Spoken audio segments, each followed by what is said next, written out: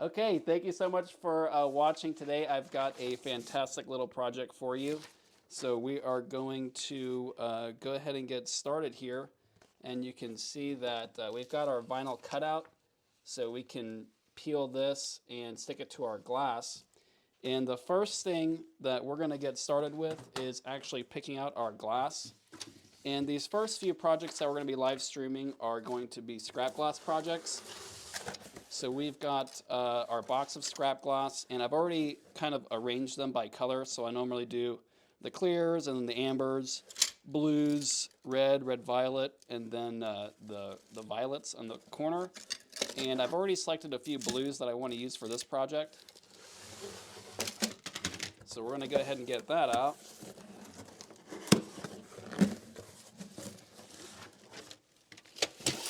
And then, so the first thing we have to do is, of course, pick where each of the colors are going to go. And so I've got these different shapes. I think that what I'm going to do is keep the darker ones towards the middle, the lighter ones on the side. And this piece, these two, I'm going to do with this sort of clear blue streamy glass. So between these four, I would say probably I'm going to go with these. So these will be in the middle, and this will be on the sides. So the first thing we're going to do is go ahead and peel off our vinyl, and we're going to stick it to the glass. And so we want to sort of be mindful here. This glass, it does have a direction. So we want to not put it in any random direction. We want it to be oriented the way we want it to look in the finished product. So in this case, we're going to, I think this should look the best. I'm going to do the diamond with that one also. And so, yeah, I think I want them both to be kind of that vertical orientation. And then for these, we're going to, these are pretty much random textured. So there's really no direction that we have to worry about for these. But oh, you know, I did the wrong ones, but it's okay. They're both the same.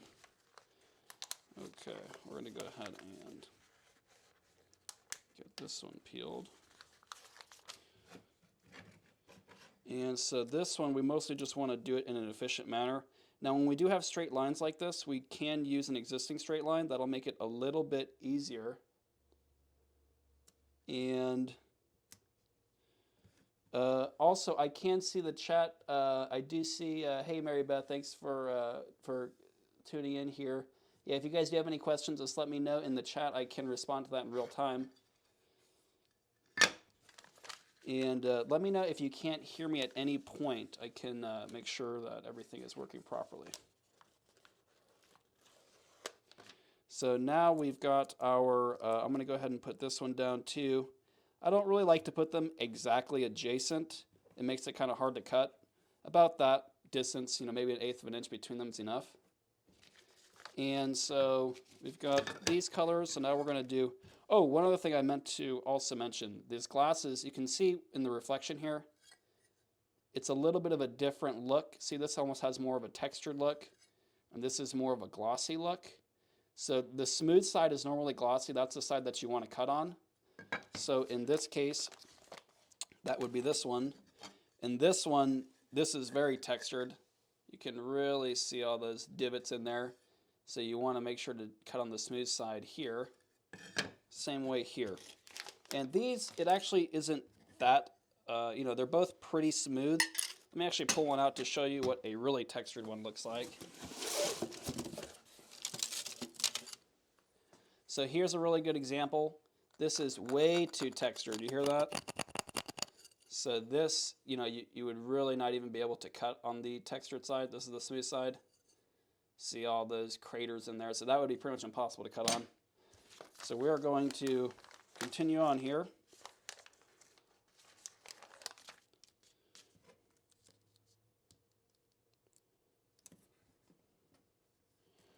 I want to make sure these are pretty much on that straight line. That'll sort of help us to save us from a cut. All right. Now that we've got all of our pieces down, so today I'm going to be using this pencil grip cutter. This is normally what I prefer to use. There are a few other styles. And we have our oil here, so I'll normally just dip the cutter into the oil. And then with these straight lines, it's a good idea to use a straight edge as much as you can. That'll just keep your product looking a little bit neater. And this vinyl, you can almost use it as a guide for the glass cutter. So that'll make it really nice and easy for a beginner. So that consistent sound, you want to have a consistent pressure as you drive the glass cutter across the glass. And then it'll create this little score line. See if I can show you on the close-up camera here. See, it'll create this score line in the glass. And then we can, normally what I'll do is I'll take the other end, the nut on the cutter here, and I'll just tap the breakthrough. And it'll pretty much separate that glass along that line. Makes it really easy to break it. So here, this is a curve, so we can't use a straight edge here. I'm just going to freehand cut that.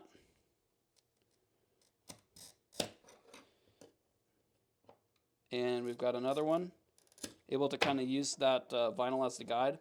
Now another tool we're going to be needing is the grosures here. So we've got the flat end and the curved end. We'll have the flat end on top, and you kind of do like a Hershey's chocolate motion where you know, when you're breaking the dark chocolate, you can kind of just snap it and it'll break along that line. And when you have little glass shards like this, you want to keep them off, so that's why you need your table brush. You don't want them in your hands. So we've got another curved cut here. We're going to go ahead and, there we go. All right. So that's cut pretty well for our first piece. We're going to go ahead and move on. We're going to do the same thing. A nice straight cut. Now this, you definitely cannot break with your hands. It's way too thin here. It's about an 1/8 inch. And so you're going to want to use your grosure. Sometimes it'll kind of break like that. And sometimes you have to just take off little by little. And what's going to happen is there's going to be some little almost points on here, and we can grind that down with a glass cutter. We'll get to that shortly. So this is what I'm talking about, all these little points that we'll have to grind down here shortly. Okay. So, make sure to get all this stuff. Oh, wrong one. Make sure to get all this stuff off. And okay. So, we'll finish this cut here. All right. And then after we finish this one, I'll give you another angle for the next piece. All right, so we've got our score here. Sometimes when it's big enough, you can break it with your hand. And that one's a little bit too small. All right. You can see we're going to have to do a little bit of grinding here, not too bad.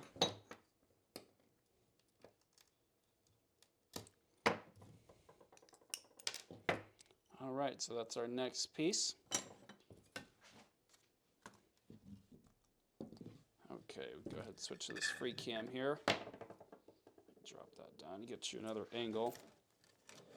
All right, so similar shapes, these straight lines.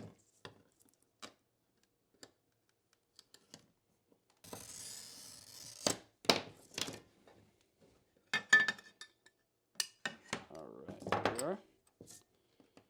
Just gonna, consistent pressure, consistent noise.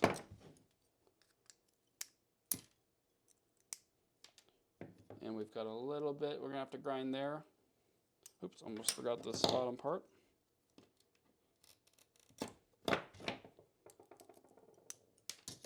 All right. We're on the fourth piece now. This is a pretty simple pattern, good for beginners. And if you're interested, we do have a community, stained glass community, where you can. We've got tons of course material, patterns, And we do a live stream once a week. So that will, if you're interested in that, I'll leave a link in the description. And got some good tips for finding glass, especially as sort of a beginner on Facebook Marketplace. Got some good keywords you can use, and that'll kind of help to not break the bank as badly as if you were buying, you know, full sheets of a brand new glass. So that might be helpful for you if you're starting out.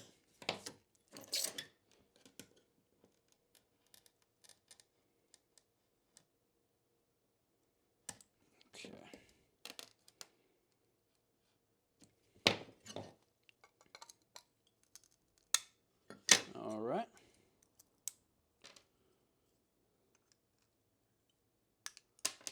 Alrighty.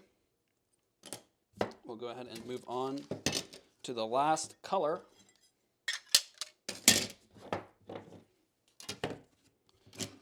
And I've got a lot of glass on the ground here. Sweep all that off. All right. Okay, got the last pieces here. Now, something like this, probably what I'm going to be doing here is I'm going to cut this here, and then that way when I cut these pieces down, I won't be breaking into my other, you know, salvage piece that I plan to use for another project. So I'm just going to take my cutter here, and that's a pretty, you know, consistent sound that you want to make. All right, now we're on our last color here. So, probably I'm actually also going to go ahead and separate these two. And this is going to be probably the hardest piece of the entire,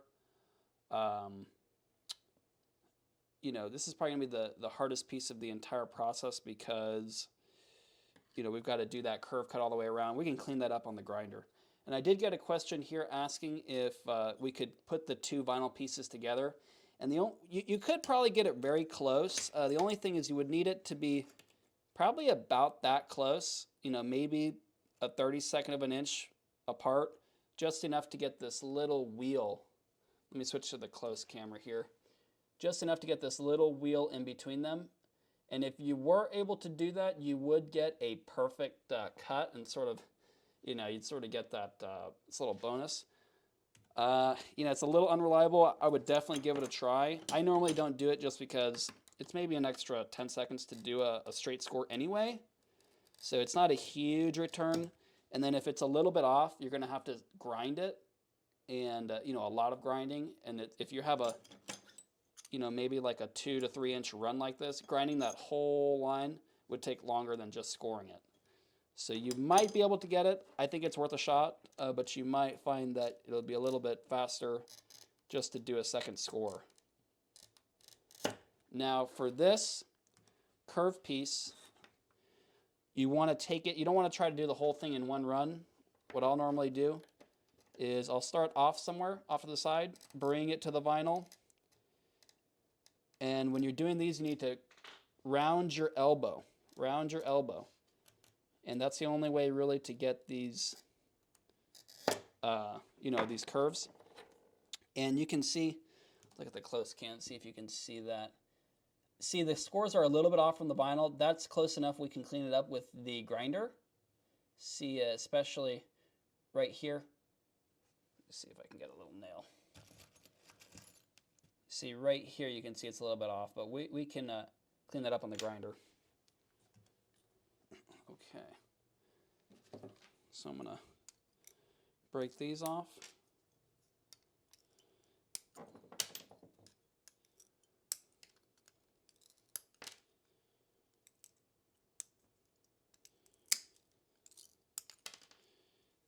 Okay, so we've got all this stuff, and these grosers, they're used to break the glass. But also, if you have a big area, let me switch to this camera. If you have a big area like this that's going to have to be ground down, you can use the curve part on top, and you can essentially, almost like chewing it away. See that? And it'll kind of rough up the edge, but we can go back and hit that with a grinder. And it saves a lot of time compared to doing all that grinding. See, even something like this, let's see if I can get that for you. Even something like this, let's see, where it's really sticking up right here, you know, that we can hit with the Grosier a little bit, and then when we go back to grind it, it will make all that nice and neat for the foiling. And this is the second to last piece, so you can kind of hear that.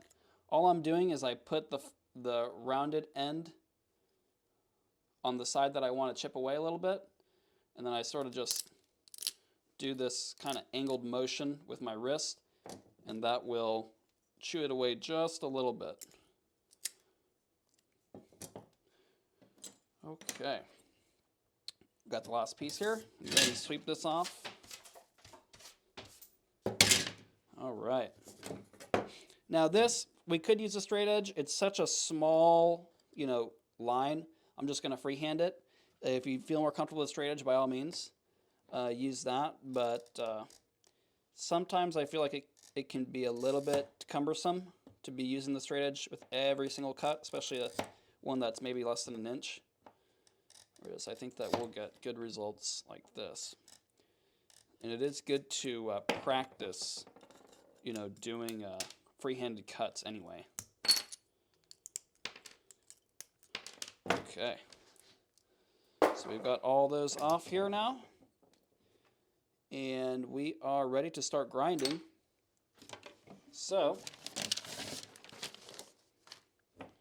what we are going to do now, let me bring the grinder into view here. So what I like to do is I keep this little water bottle around. I've got a little hole poked, and I'll just saturate the sponge here, and I'll show you. See how it's really dry right here? The moment I turn it on, it continues to disperse water onto that grinding wheel, and then that way it won't be shooting a lot of glass dust everywhere as you're grinding the glass. Now this might get a little bit louder with the grinder about to be running. So let's see here. Let me get this, give you another angle. You can see that. So we need to do here, see this is pretty close. I mean, you can barely see any blue, if any, around the white. So that's probably close enough. I'm going to go ahead and hit every piece anyway, just to make sure that each edge is perfectly 90 degrees. I just don't want any, you know, little shards sticking up.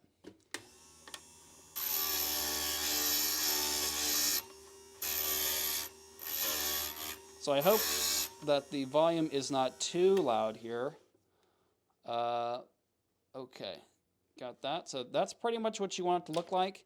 Now this one we're definitely gonna have to do some grinding. It's got a lot of these kind of rough edges.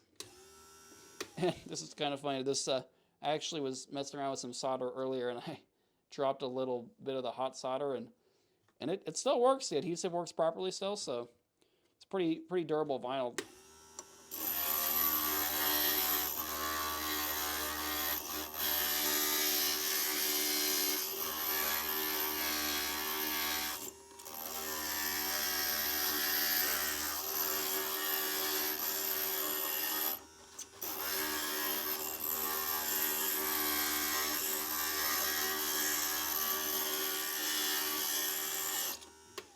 All right, so after you grind it, it's gonna kind of look, let me see if I can get you on this one.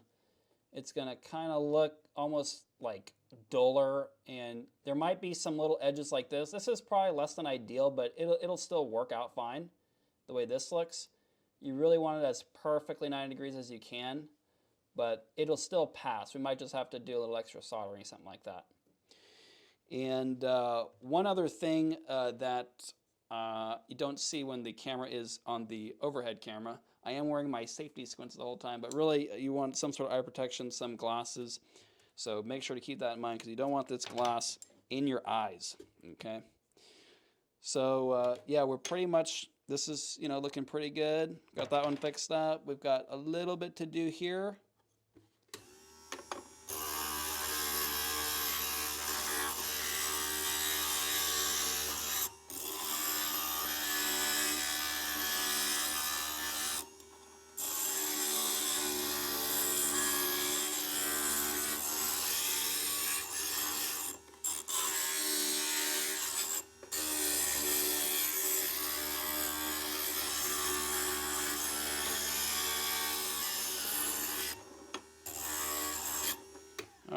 so that's looking pretty good there.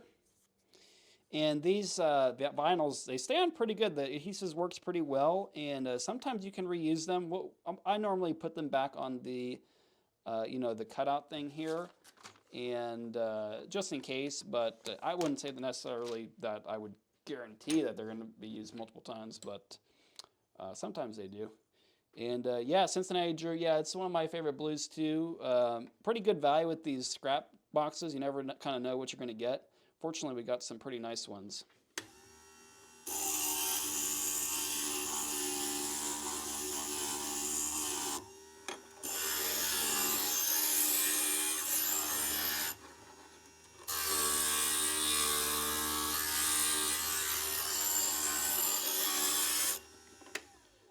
Okay, yeah, that one didn't really need much.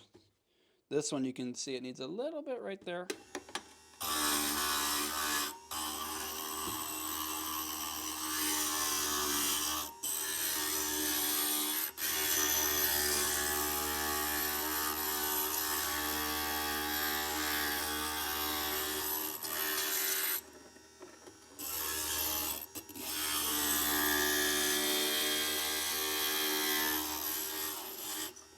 I'm actually seeing, looks like my straight edge was just a little bit off. It's not much, but it's enough to potentially be a problem. So I'm going to see if I can knock that down real quick with the grinder. Let me see if I can get you a little bit of a better view of that, what I'm talking about. See how that's just a little bit, that blue is just a little bit over the white there. It's kind of a long run. This is what I meant by if you try to put the two vinyls together, this is more likely to happen, but it even happened even when I didn't put them together. So, you never know. Just have to be kind of careful.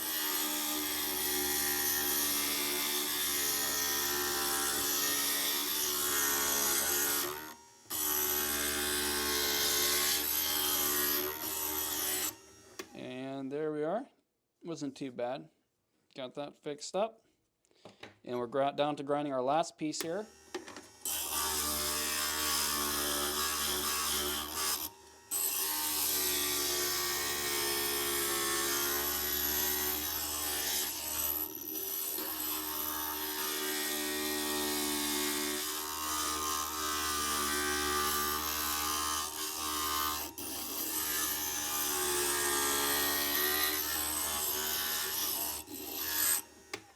All right, and that's the last piece for cutting. So now we've pretty much got all of our little pieces here, and I'm going to take off all the vinyl, and then we're going to get to copper foiling.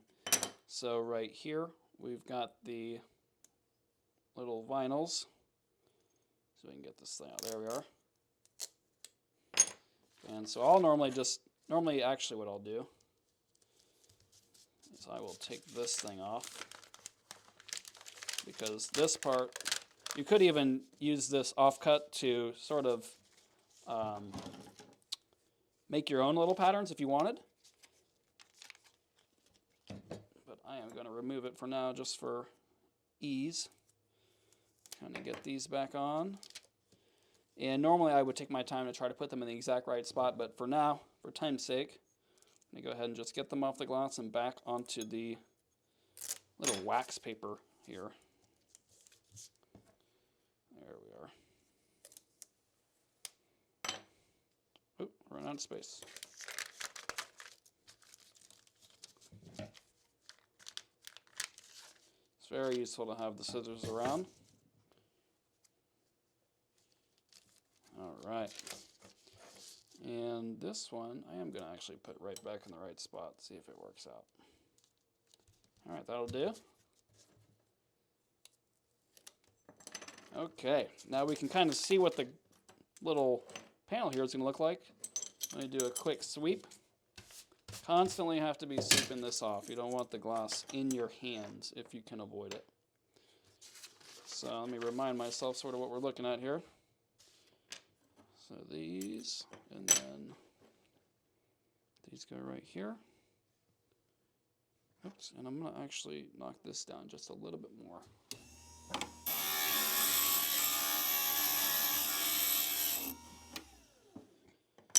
All right, there we are. And we've got these on the outside.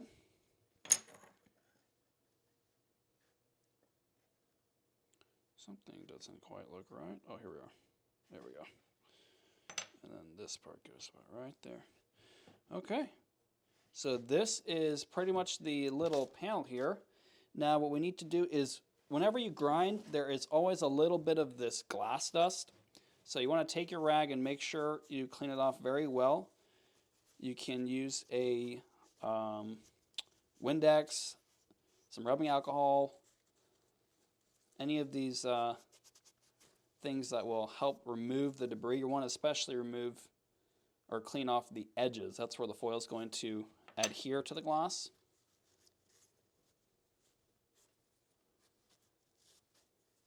And yeah, Big E, thanks for the question. We are starting in April of 2025, the first week of April. Actually, the first Sunday of April, we will do the first live stream. And it's going to be called the April 2025 kit. And it's going to be 4 pieces of glass, 4 different patterns, 1 for each week of the month. And we are going to be doing that starting in April. If you'll join the Stained Glass Mastery group, I have the I've got the I have every single live stream will be in there in the classroom module. And yeah, so that's where you can find all that information. So check out, I'll leave a link in the description here. I think there might be one already. It's the Stained Glass Mastery community. And it'll have the vinyl cutouts like you see here, the 4, 1 for each week, and 4 glasses that we'll use in each of the patterns to make a completely different, subject in each one. It might be a landscape in one, it might be a beagle, a little dog beagle in another, it might be a flower in another, but we'll use the same 4 glasses for the, for each of the weeks. Okay. So we've got this one pretty much cleaned up. Try to keep them in the right spot if we can. And this is a pretty small panel, maybe only, 6 pieces. When you get into being more advanced and you've got hundreds or thousands of pieces in one panel, you have to be a little bit smarter with the way that you, are messing with the glass. Sometimes I'll number each piece. And that's a good way to sort of keep track of where everything is. And I got another question, if you'd be able to hang this piece. Now, this particular piece that we're working on today, we will be. And we're going to be using, we'll get to that in the soldering section, but I can kind of show you for now. We're going to be using some chain. And if you look behind me, I've got a bunch of these projects hanging. So we're going to be, I've got a spot picked out for this particular panel already. And I think that'll be pretty useful for displaying your projects. So we'll look at that here after the soldering portion. Okay, I think I might have cleaned this one already. You see all this glass that's coming off, so we want to make sure to get all that stuff off. And then once we have cleaned it, you want to avoid handling with your fingers on the edges, because that's where the copper foil is going to adhere. And if it gets too oily, from your hands, especially if it's really warm in your workspace, it could be a problem with the foil adhering. So now I'm going to bring out my foiling apparatus. And this is essentially, switch to the free cam here. It's just the blue foil caddy, and I've got a few assortments of different foils, the Fit and the X-Acto blade. And then I like to use the Creator's foiler here. And that really makes it really easy to foil very quickly. So let's see here. I think I'm actually going to keep this on the free camera here. And so the way, we're actually going to be using the black backing today because we're going to patina this project. So the way that this works, see if I can get a good angle here. Okay, the way that this works is you take the glass, try to handle it on the faces, not on the edges because of the oils and all that. And you want to have a nice clean piece here, so I'm going to pull a little bit out, cut it down, and then you just insert the glass into the groove and apply a little bit of pressure, and it will automatically center the foil on the glass. and it has a bearing that you exert some force onto that bearing and it rolls, and the glass will,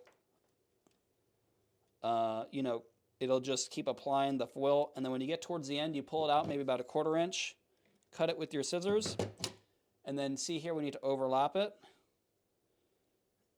And once we do, now we can just fold it back down. And then this one, it's fully curved. There are no corners in here, so we can pretty much just fold these edges over all the way around. And then we're going to get to burnishing these in a moment. But this is the first step. I like to foil all of them first, and then I go back and burnish them. So I'm going to go ahead and set this one aside. Start the next one.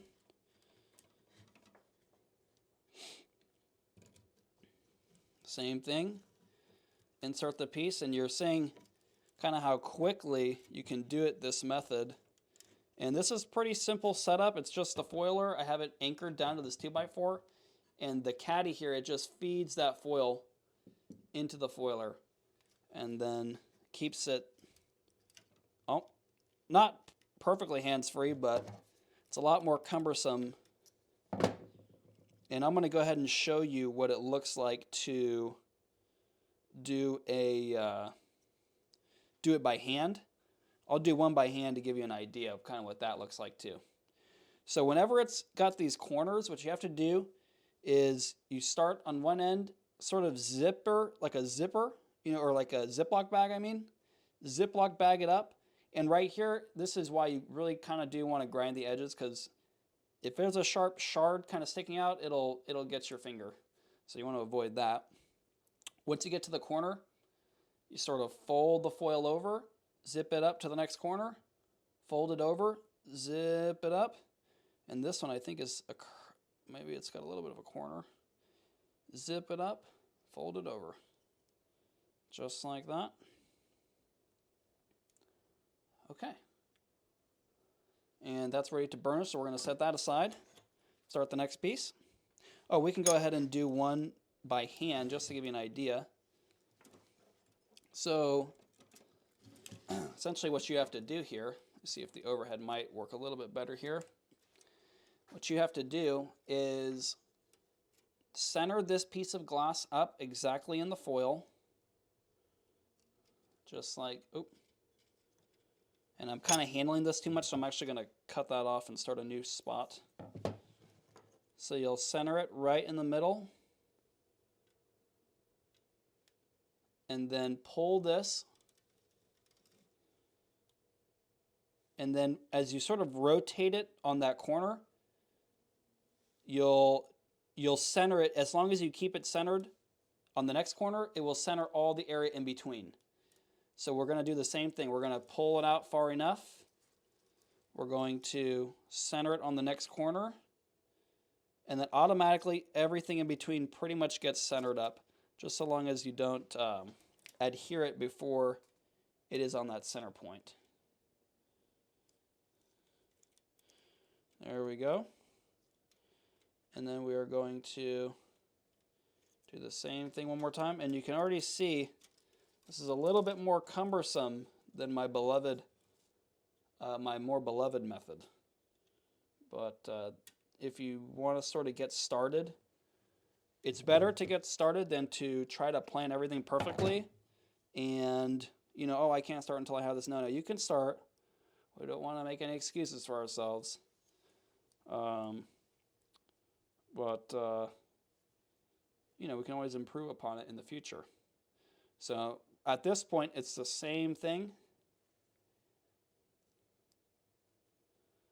We're just zipping it up and folding it over. And then we're going to get to burnishing this here shortly. Okay?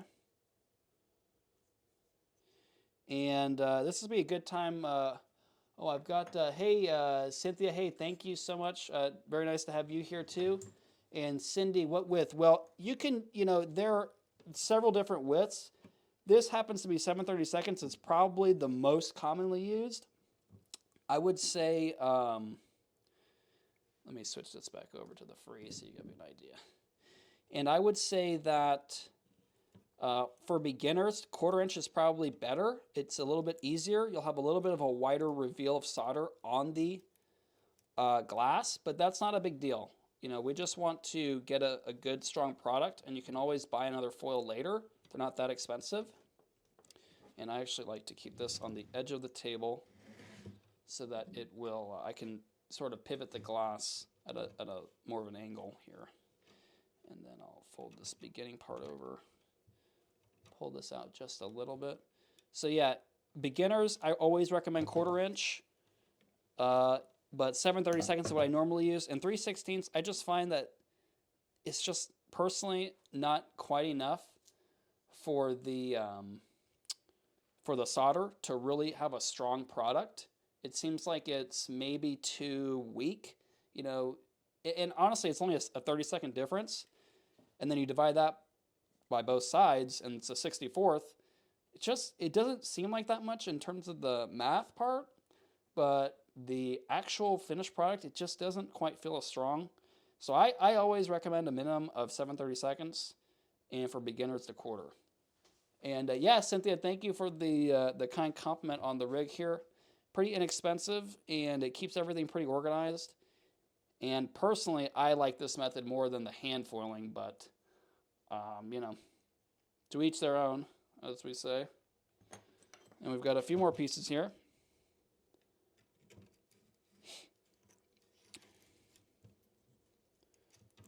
All right. There we go.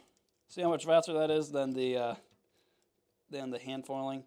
And I'm not necessarily the fastest hand foiler in the world, but I just think it's hard to beat.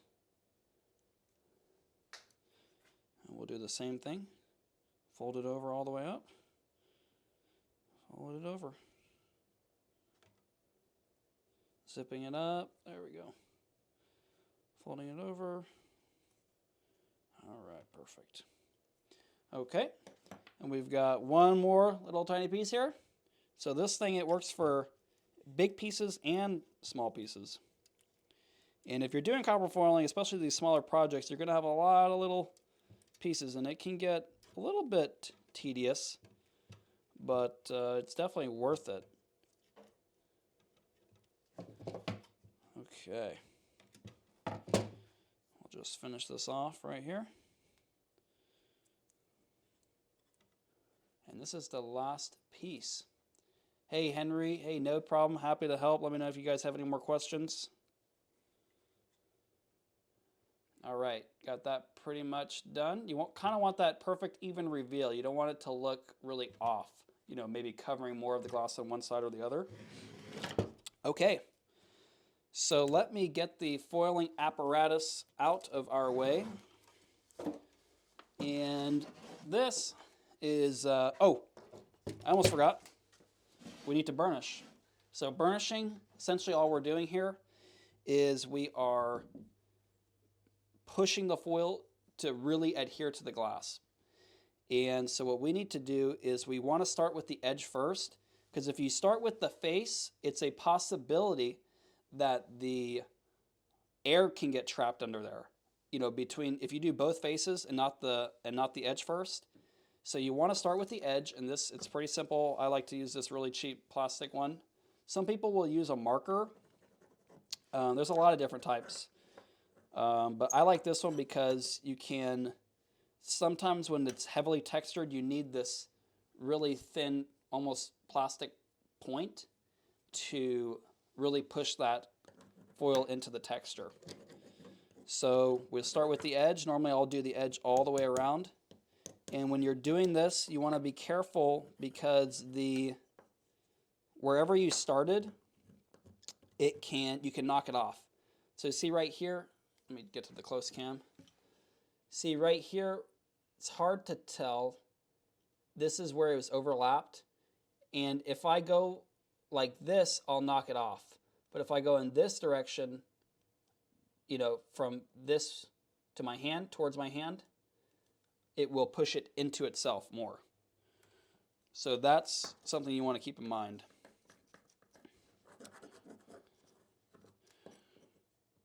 Okay.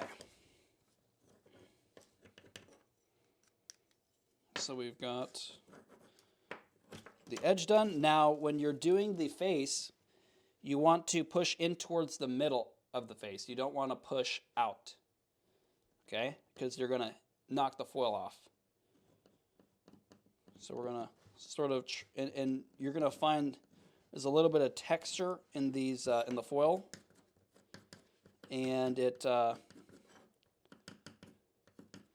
it'll really flatten out when you apply a little bit of pressure.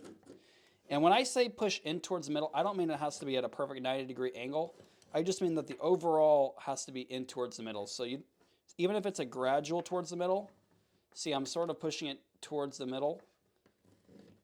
That's fine. That will not knock it off. And if you haven't tried before, there's really no substitute for just doing a project, and you'll kind of get more of a feel. You know, there's only so much benefit you can get from sort of a, you know, having explanations and all that, demonstrations, but you really got to give it a shot and see, you know, for yourself, kind of what everything's all about. Okay, so that one's pretty much done. Now we're going to go ahead and move on to the next one. Again, starting with the edge. We don't want to trap any air. And it's very, very important to burnish, because if you don't, the flux and other contaminants can get underneath the foil, between the glass and the foil, and then, you know, it's going to pretty much cause your piece to fail. So this is definitely a critically important step. So do not skip this. It's really kind of a minor, you know, time commitment compared to the benefit that you're going to get. So here we are. Switch to the free cam, give you another angle here.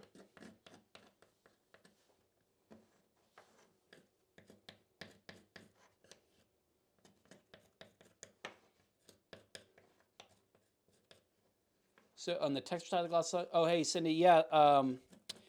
So Cindy had a question. So on the textured side of the glass, some of my foil tore off as I was pushing towards the middle. How do I fix that?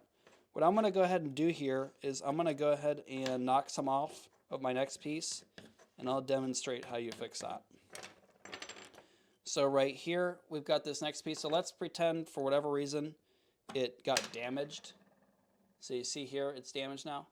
So what I'm going to do is I'm going to take the X-Acto blade, and I always keep that with my foiling stuff, and I'll kind of cut it, because we need to remove this piece and put a new piece. Okay. So now we have sort of this exposed edge. What I'm going to do, I'm going to get my foiling apparatus back out, really quick and easy. And you can do this by hand, or you can do this with the foiler. Normally I'll just do it with the foiler. Yeah, you can see that in the camera still. So I'll just pretty much do a new piece. And I'll overlap it about 1/4 inch on both sides. Hard to see, let me show you in the close camera. I'll overlap it, let's see that? About at least 1/4 inch. This is probably maybe 1/2 inch on this side and maybe 3/8 on this side. At least 1/4 inch on both. And then we're just gonna kind of overlap it just like we do normally. And that, you know, it gives you another shot. And you can pretty much keep doing that infinitely until, you know, you get it. So we'll go ahead and burnish it the same way. Start with the edge. And one thing, if you did knock off the foil when trying to burnish, you might be doing a little bit too much pressure, and you might need a little bit of more of a finer fid that can kind of get in there without, you know, too much pressure.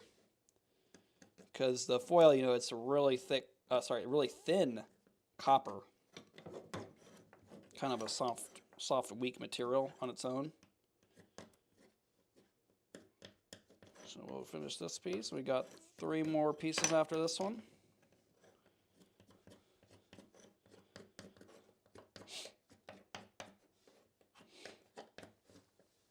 Okay. And this is looking pretty good. got the third piece. I'll go ahead and do the same here.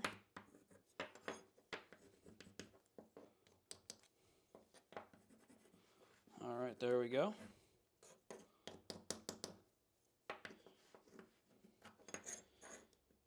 And let's see.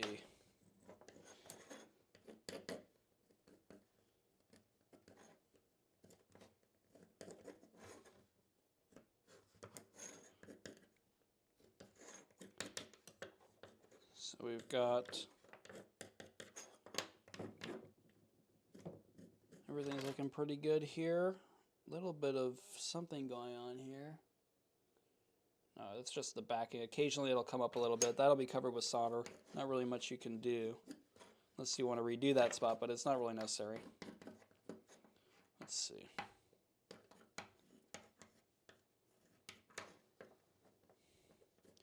Hey, Flats Rat, thanks for your question. Is the textured side considered the front or displayed side of the project? I have heard conflicting opinions. Well, to be honest with you, it is purely opinion.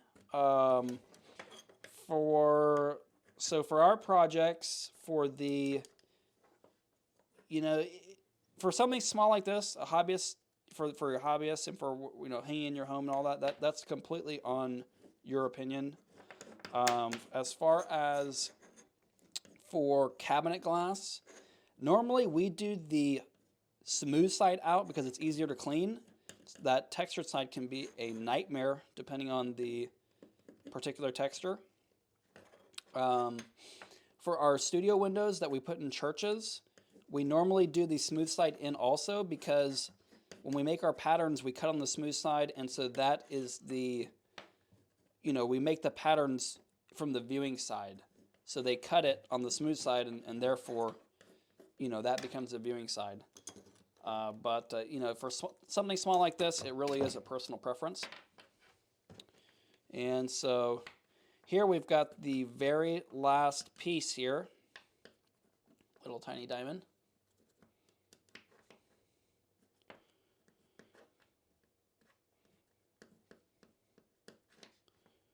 All right, there we go. The last but not least. Okay. So we've got this thing. Oh, look. Okay, here's something I do want to maybe talk about a little bit. See if I can get that on the close camera here. So here you can see, where did it go? Okay, right here is where I overlapped it. And you can see how this foil sticks out just a little bit. It's not much, but when you solder it, it could be a problem. And probably it's not that big of a deal in this case, but I did want to demonstrate it. So if something like that happens, just take your X-Acto blade and just cut it and smooth that out. Because if it sort of has a little, almost like a little ridge there sticking out into the glass, you'll notice it a lot more. So that's how I take care of something like that.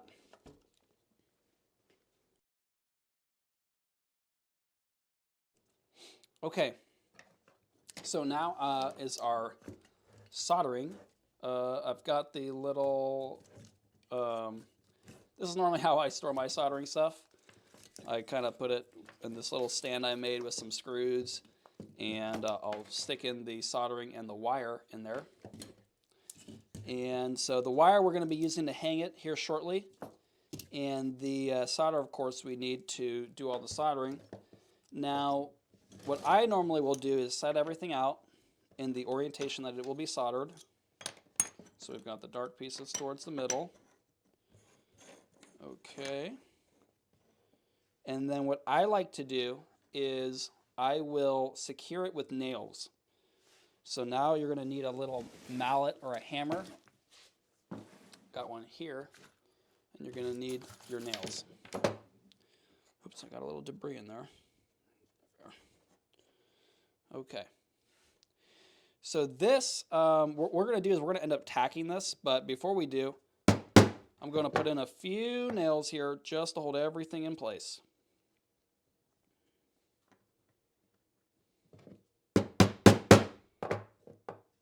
Okay.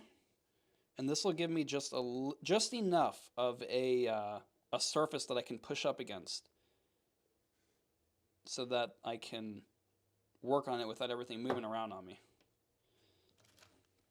Put one right here. And you definitely want to be careful not to miss your nail and smack your glass here, because that would be a tragedy. Okay, now what I like to do is go ahead and get this solder heated up. And I've got a fume extraction device here. Let me get this plugged in. Okay. Now while that's heating up, I'll show you this. So I've got this corrugated tube here, and it goes to my a fan that shoots all the fumes and everything out of the garage. I've also got a fume extractor that works pretty good. It's a little bit too loud because I need to talk on the microphone. That's why I did this other little contraption. But for most people, the fume extractor I think would work really good. And it's just, if you search fume extractor on Amazon, you'll find that.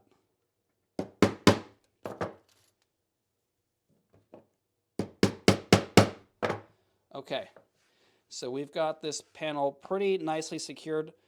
Oh, you don't let me get this piece down too. Just one will be enough for this one. Now, of course, we're going to need our iron here, and it's getting hot. Yeah, I can feel it. And we don't need really the copper foiling stuff anymore. And so now, let's see here. We're going to need some flux. And eventually we're using the black back foil here, so I'm going to bring out the patina also. Now, whenever I'm soldering, I like to wear gloves because I don't really want to expose myself to all the chemicals. And also, it might be helpful for you to get some heat-resistant gloves, almost like a welding gloves. And that can help to, save your hands from getting burned. Now, what I do, I actually have this little plastic container that I don't know where I got it, but normally what I would do is use the bottom of a little water bottle. I would cut this off and then put the flux in there. This is what I have right now, so that's what I'm going to be using for today. Just squeeze a little bit in there. You don't need much. This is probably way too much. And I see, Cindy, you had a question, 60-40 or 50-50. Today I'm using the 60-40. Actually, what I prefer to use is the lead-free, but we're out right now. But the 60-40 works very well for soldering also. So while I am letting this heat up, I'm going to get a drink of water. I'll be right back.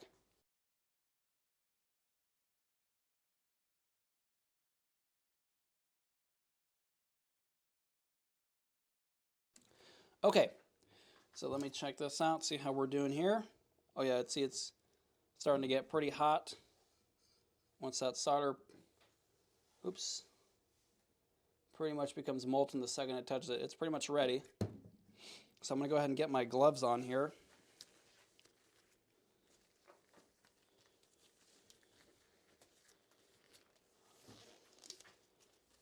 Okay. And if you're wondering why they even have 50-50, it has a little bit of a higher melting point, and it's good for leaded glass. So that, is why they even have that type. And as far as temperature of the iron, in this case, this doesn't have a temperature controller. I don't have a rheostat, and I pretty much just let it run with whatever it's at. I think that some people will use the, on the little Hakko iron with the on-handle temperature control, I think they can use it around the 400 range. But as far as for this, this iron doesn't actually have one. And so I'm going to get the mask on here. I'm going to turn on the fume extractor. All right. And so what I like to do first is tack this down. So at the little joints, I'll apply a little bit of flux here. So I'll just apply a little bit of flux at the joints. And this thing, it's pretty much stable from all the nails. So that's really going to help us out here. Okay, so this thing is ready, very hot. So I'm just going to put a little bit on there. And once we do, you're going to see how strong it is just from a little bit of solder.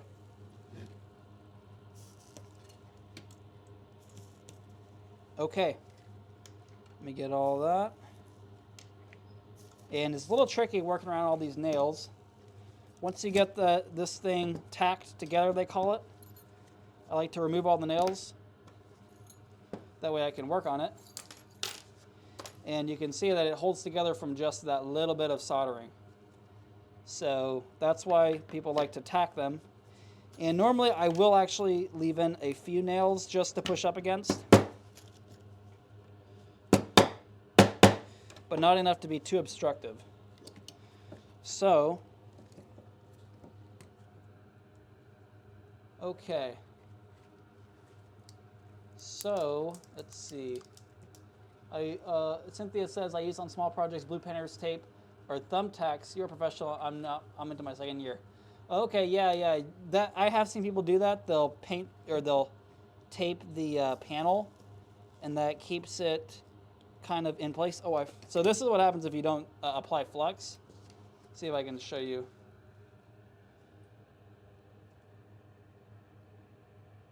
So that's what happens if you don't apply flux.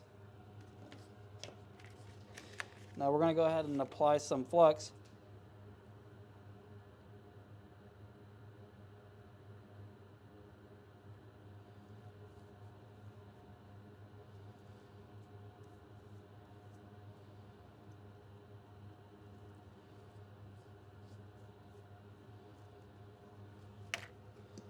And we have Big E. This guy has the best tips. Thank you, Big E.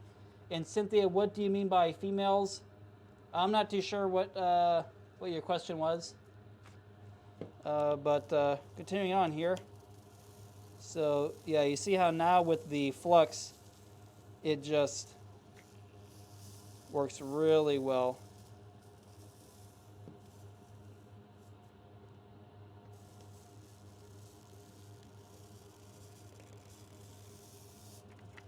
See that? So what I do is I just apply the solder onto the tip, and it just keeps feeding it onto the foil.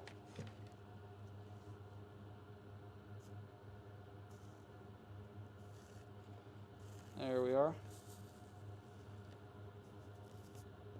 And then I like to tin the edges, because we're going to be doing an edge beading soon. And then on the back side,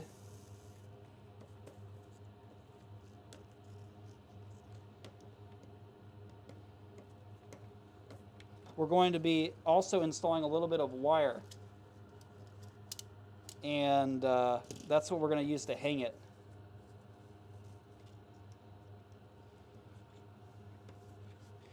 So normally the first pass, you don't need it to be perfect. You just want it to hold so that you can do the other side, and then we can come back and touch it up. So we're going to go ahead and flip this and see if we can have another angle here. And so what I like to do is I'll take the lead cutters. Let's see here.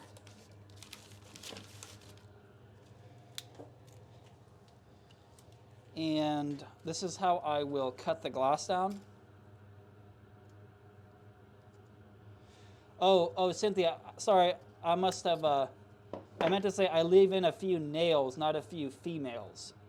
Whenever I'm tacking, I like to leave in a few nails. And that helps me to secure it, because if you don't, it'll be moving all over the place when you're trying to solder it. But if you leave in a few nails, it'll hold it in place properly. And Homemade Foods for Life, thank you for your compliment on this project here.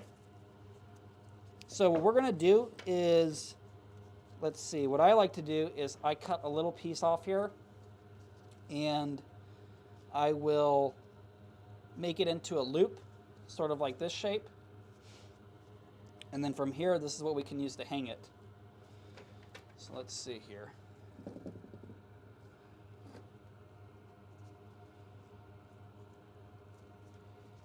So here, it'll look something like this. So what I will normally do, and by the way, I normally will do this on the side that I plan on being opposite of the viewing side, so the back side. So what we'll do first is we'll put in a little bit of flux here. And what I do is I load the iron with some solder. And this little wire can get very hot very quickly. So you just want to try to get this tacked.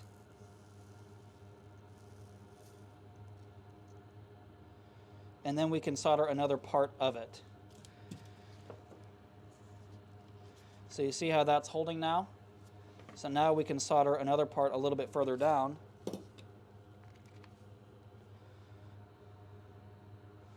All right. And I probably overdid it on the solder. I overdid it on the flux a little bit, but it will still hold well. And the Cynthia, the gauge of this wire, I'm using 18. Honestly, probably 14 or 16 would be better, but the 18 works pretty well.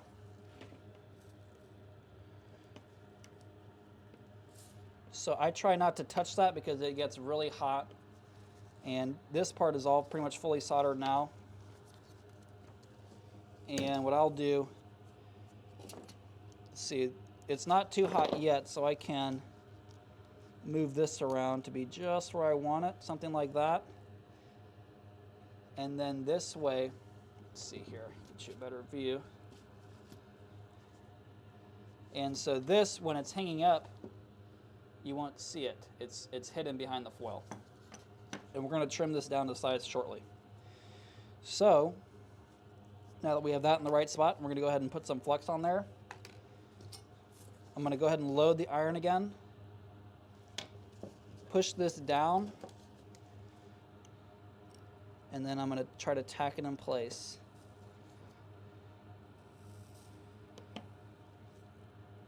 See how that solder, it sort of goes to the right spot. And now I can lift this up and it stays. Tack this down in another spot. All right, now this thing is really adhered well.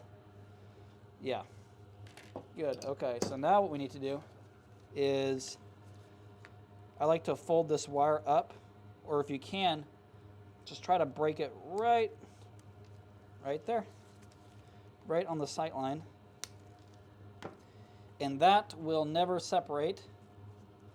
So we can beef up right there where it crosses, right here. A little bit more solder. We're going to go ahead and put some extra flux down.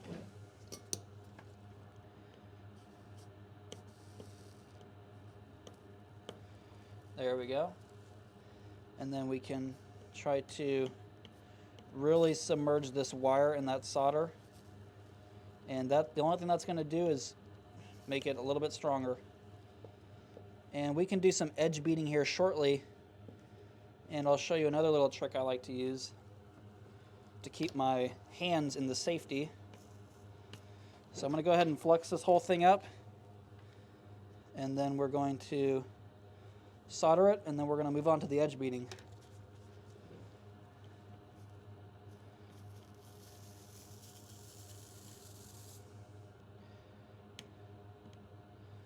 And if your iron does start to get with some impurities, what I'll normally do is I'll take the wire brush and I'll just brush that stuff off. And then it's clean.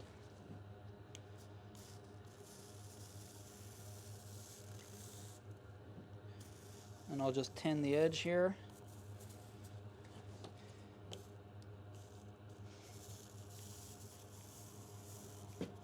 Okay.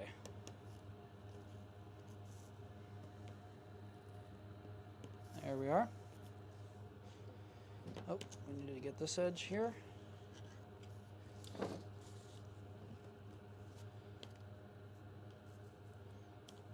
All right.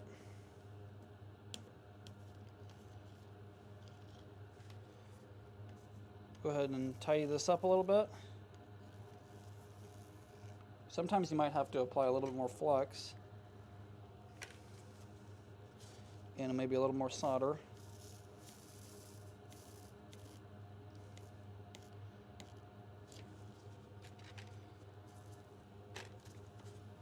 Okay. There we are. So this is the back side. What we want to do is go ahead and fix the front side, make it look really nice. Yes, Henry, we do flex the back side. Now, oh, I should have stopped. See, this will happen whenever you heat it up too much and the flux starts to drip through from the front or from the side you're currently working on.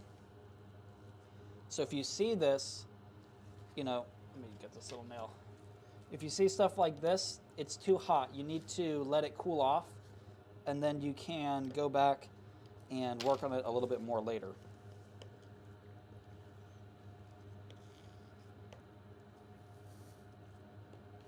So I'm going to make this all a little bit nicer.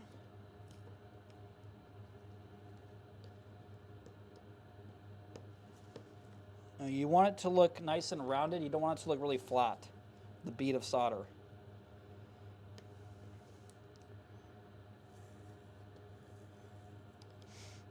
Okay.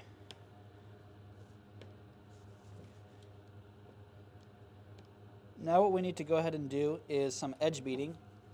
So, let's see here. Switch to the overhead.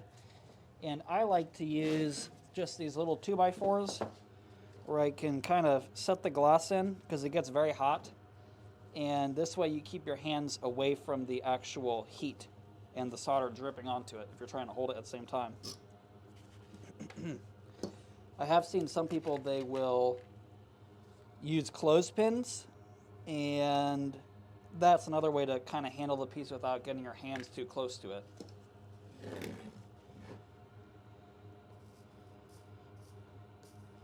So right here, we just want to mostly load the iron, and you're just tapping it, and you're kind of working against gravity here. You can kind of use the other one to sort of angle it, give it a little bit less gravity there.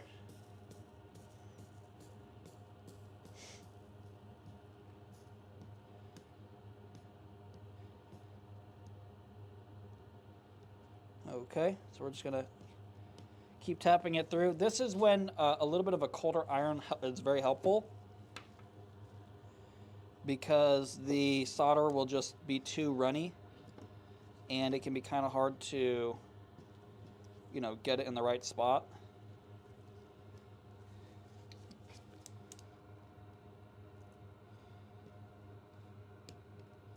So we're just working that all the way around. And we can try to take this big old glob off.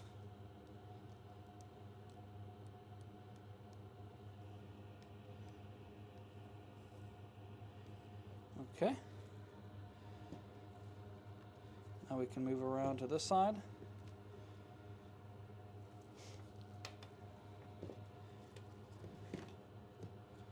There we go.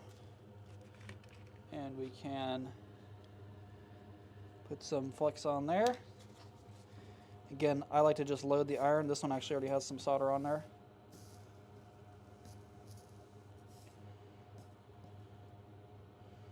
Try to make that nice and smooth.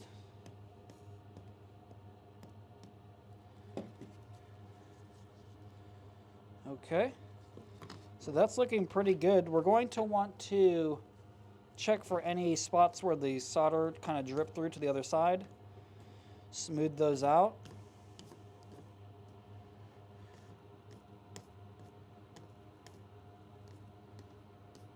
There we go. And let's see here. So this is the back side. So we're going to want to finish with the front side in case anything drips to the front. Just like this. All right.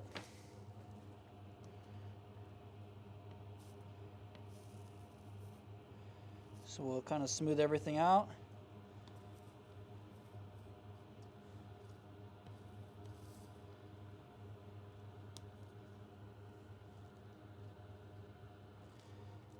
Okay, so we're pretty much just about done soldering here. We've got our wire connected, and sometimes when you mess with it a little bit too much, it ends up getting worse. So it is a little bit of a fine line between fixing and stepping backwards. There we go. So now we have our piece. It's a little bit warm still. And so now what we're going to want to do is clean it up very well. And probably what I want to do also is thin this solder bead out. It's a little bit too heavy. There we go, something like that.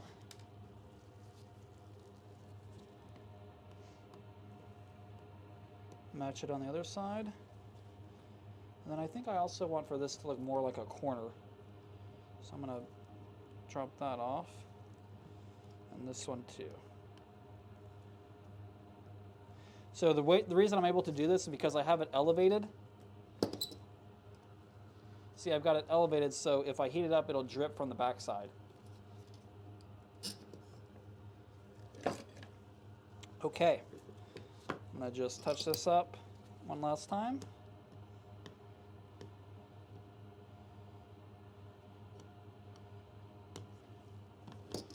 Alrighty, so we're pretty much done soldering here.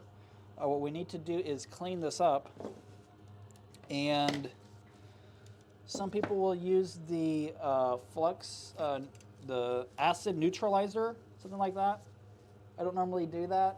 I haven't really found a huge need to do that, but I do clean it up very well, normally with you know, the blue glass cleaner or something like that.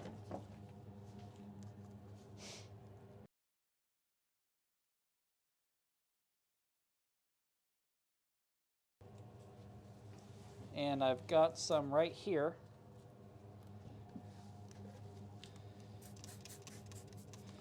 So I'll just spray it down, and this will help to reduce the heat of the piece also. And I'm going to go ahead and remove all this debris here.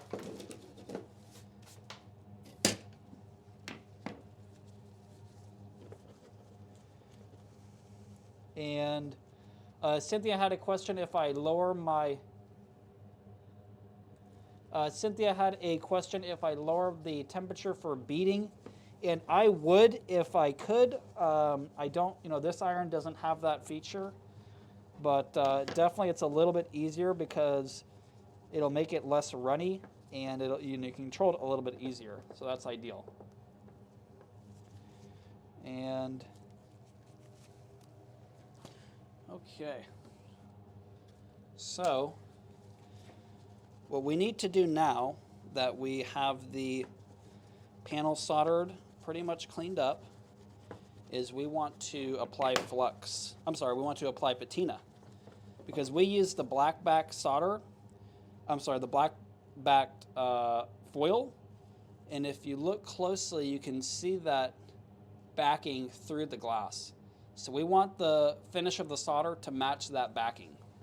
If we used a silver back solder, a silver backed foil, then this is already silver and it would match. But we want to go ahead and do the black back. And normally what I do for that, take the black patina, and I will just take any rag and sort of dump it in there, saturate the rag with the patina, and apply it. And it is an acid, so again, wearing gloves. And you can see it sort of changes all that solder into that black finish. And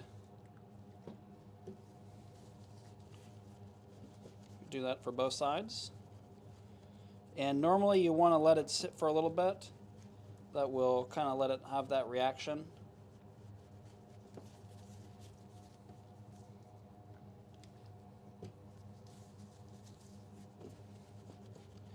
And sometimes I'll even double apply it. That'll just really help to darken it up even further. And after a few minutes, then I'll kind of go back and clean it up. And then your piece is pretty much done. I'm going to apply a little bit more. I missed a little bit more down here. And Big E, yeah, to buy all these tools and materials, we do sell all these items. I'll leave the link in the description also to our supplies website. And again, check out the Stained Glass Mastery community. We're having several different courses, material, tool list, bundles, all that stuff. And it's also a good place you can ask questions, interact with other artists. And so if you want to check that out, I'll leave that link in the description also. And so we pretty much are finished up here. Going to get this cleaned up. A little bit more Windex on there.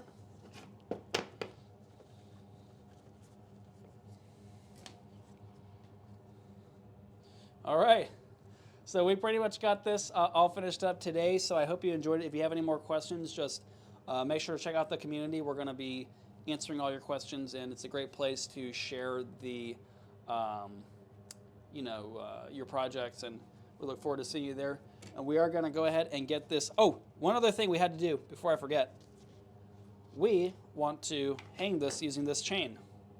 So let me show you how to do that. So I've got one end opened up. What you have to do is you take the pliers, and you have to kind of grab hold of it and open it up. And then we're going to feed it through the loop here that we made. Again, with the pliers, we're going to close it up. And Cynthia, I personally don't wax the pieces after they're finished. Not to say it's not a good idea. It's just not something I normally do. Trying to keep it as simple as possible, and trying to, trying to keep the barrier to entry as low as possible so that we can get going and get people, get started. It's not necessarily a bad thing to wax them. It's just not something I normally recommend. And so now that we've got this on our chain here, switch over to the free cam. And so I've got a loop right here picked out already. Let's see how I'm going to get this with I might need a second hand. Let me see here. Okay, what I'm going to do here is what I'll normally do. I'm going to take this and open this up again. So this is what that looks like. This is the other end. So I'll take it, grab it, and we got this right here. So you see how that's open now? And what I'll do normally for something like this is, let's see if I can get it. I'll bring it through the loop like this. Let me bring you in a little bit closer. I'll bring it through like this, and then I will close it back in on itself. And I'll take the pliers and I'll close that loop that I opened.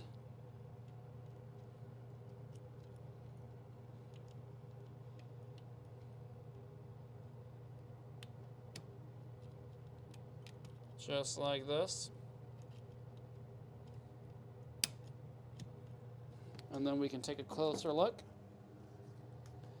So that's pretty much stable and secure. And so that's pretty much it for today.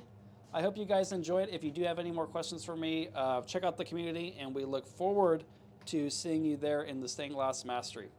So until next time, have a great day.